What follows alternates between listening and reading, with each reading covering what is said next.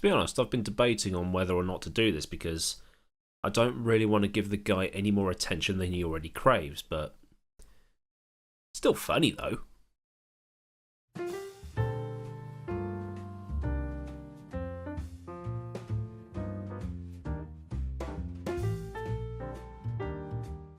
The Formula One has had its mysterious entities sponsoring teams and drivers in the past. There was the Shannon Group that killed 40, there was Monitron that was run by that socialist Belgian guy, he looked like Dr. Marvin Monroe from what I recall, and there was Team Minus that was run by a Nigerian prince. But in 2019, two new sponsors appeared on the grid, and while both were looked at as being, who the hell is this, only one of them became a total meme. Rich Energy. Now, according to Wikipedia, Rich Energy Limited is a British beverage company that claims to manufacture Rich Energy, a drink that is claimed to be better than Red Bull, Monster, Rockstar, even those 25p Happy Shopper ones you can pick up. And everybody had the same response. Great! Now where can I buy some? Oh no, it's only for sale in bars and nightclubs. It's a very exclusive drink. Sure. Now, some people have managed to pick up a can or two of the stuff, and Chris Harris did the taste test that we were all dying to see. And his review was, this is just Red Bull in a new can.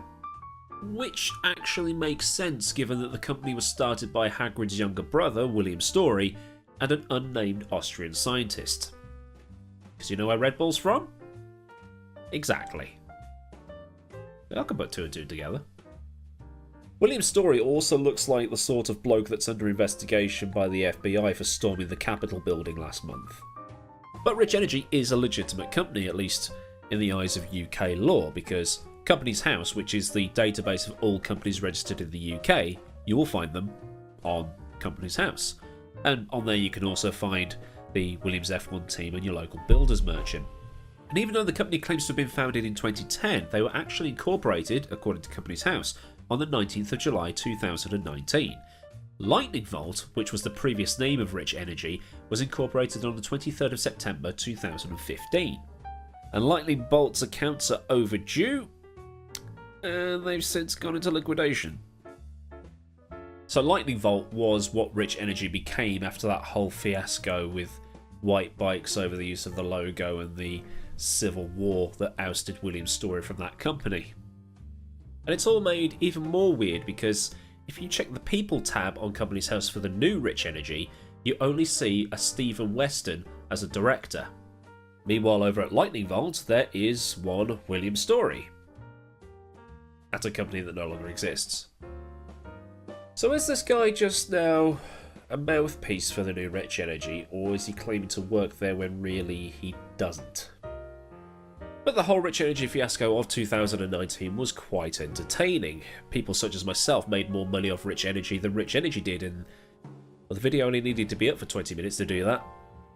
But in one of the most bizarre events of this year, and believe me, there have been many in the last, 40-something days of the year, William Story appeared on Twitter to deliver what many would be described as the ramblings of a madman.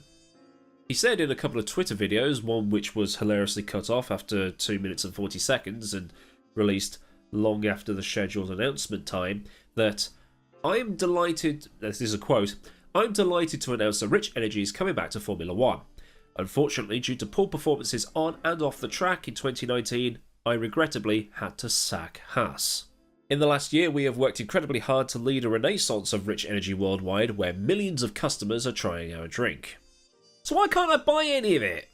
Since leaving Formula One, sorry, let's just say since being kicked out of Formula One, I have worked very diligently to engineer a return, and I have noticed there is actually a new financial reality in Formula One.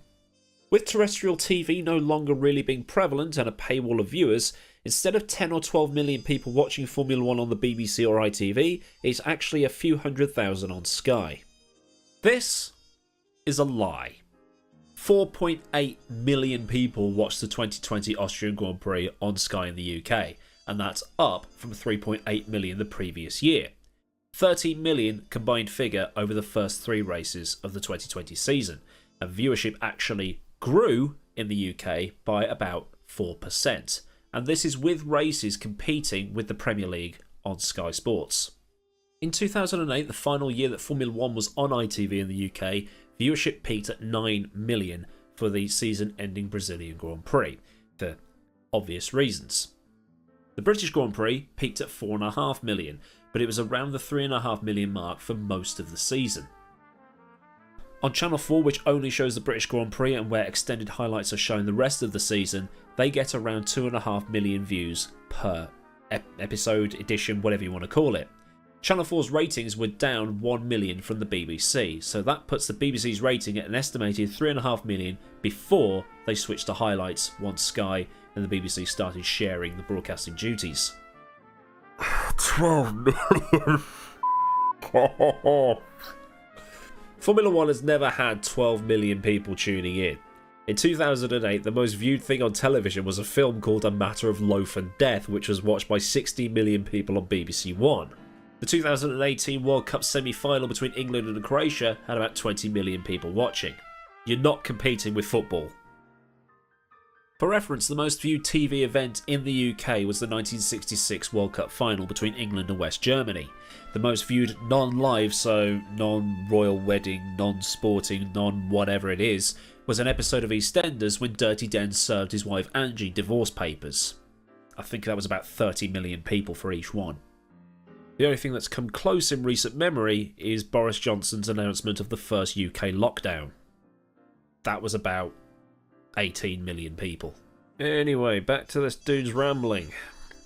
Subsequent damage which that has done to sponsorship means there are a number of different teams in financial trouble. For example, McLaren have done the sale and lease of their Woking Technology Centre, and Williams were in financial problems until they were bailed out by our friends at Dorilton Capital. And obviously Haas have now had to go and get paid drivers because of their weak financial position. Pay driver. And the less said about him the better. The other driver is the son of a 7-time world champion, and that is just a license to print money. So I've been looking for a way in which Rich Energy could return optimally for both us and the team we are going to work with. I mean, he says it like he could just waltz in and sponsor people. It's not how it works. Plus, they're all forming one hell of a queue to take your money, aren't they? A strategic ally of Rich Energy has agreed to purchase a majority stake in an existing team. We did explore with the new regulations actually entering our own team for 2022, which would be the Rich Energy Formula 1 team. But a friend of ours has agreed a deal for a majority stake in a Formula 1 team, and we will become a partner of that team for 2021. Once that acquisition is announced, we will become the title sponsor for 2022. Jesus, he's managed to raise about 200 million in cash, has he? Wow. Anyway, I am really looking forward to competing with our competitors on track, and I'll be at the first race, the 28th of March in Bahrain. Well, after that tweet you posted about refusing to wear a mask, you're not going anywhere near a Formula 1 paddock. He also said stuff about his attempted buy-in at Force India, but he was blocked by Sergio Perez and then got really salty that Lawrence Stroll outbid him because Lawrence Stroll actually has money. To be honest, I haven't seen anything this utterly deluded since the Amy's Baking Company episode of Ramsay's Kitchen Nightmares. I am going to go and make some food, and then I'm going to try and piece this all together. But which team could he be buying into? I mean, I'm speaking hypothetically here because lol, this ain't happening. Williams has just been bought out, and apparently Rich Energy tried to sponsor Williams in the past, and the Williams family told them to go away. And I doubt Dorilton is going to give up something they've just bought. Zach Brown would have laughed them out the office, saying something like Arrivederci, or something like that.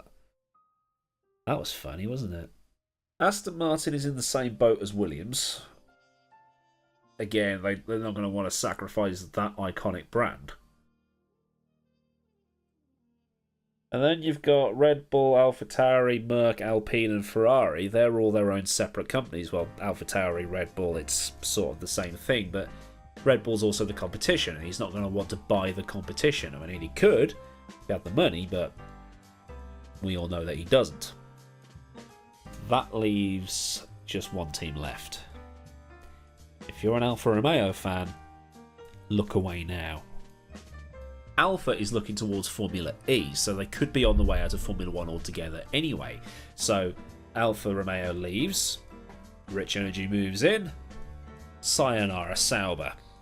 Or he's getting involved with this new Team Monaco. But then again, if they're based in Monaco, excuse me, they're not exactly short of cash. All this is all bark and no bite. No sane person on the planet can see this going well. It's going to be, as I've called many things on this channel, a catastrophe. All this has done is given people something to talk and laugh about. And by the time the season starts, this will be something that we'll just look back on and go, bit weird that, wasn't it? I don't know. Leave your thoughts in the comments section down below. I don't know why I just said down below, because that's where it's always been. Maybe rate it 5 stars. Oh yeah, you can't do that anymore either, can you? But yes, that's my ramblings on the ramblings of someone else. So if you think I've made some good points, give it a thumb pointing up. And if you want more like this, click subscribe. Massive thanks, as always, goes out to the people on Patreon for their continued support.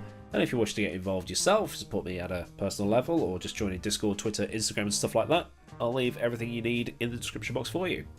So until next time, I've been Aidan Millward. Have a great day wherever you live in the world. This man has made me very, very tired, but I still have to go and do some bath. That's 12 hours of practice. So until next time, goodbye.